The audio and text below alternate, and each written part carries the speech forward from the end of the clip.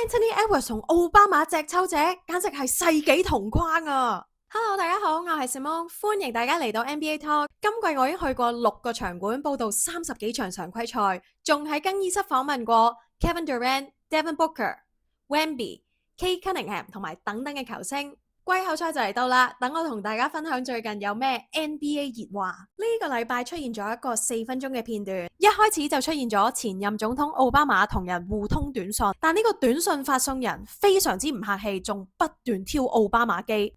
原來發送人呢就係明尼蘇達木狼而家嘅當家球星 Anthony Edwards。片段入邊佢哋鬥籃球、乒乓波，仲有過4關，中間兩位人物非常之多 trash talk， 好有娛樂性噶。咁但係奧巴馬又點解會請 Ant-Man 呢？喺巴黎奧運期間，奧巴馬就去過探美國隊班，當時 Ant-Man 講咗句 I'm the truth， 有見及此呢，奧巴馬嘅團隊就邀請呢位人氣球星幫忙拍片，宣傳6月開幕嘅奧巴馬總統中心。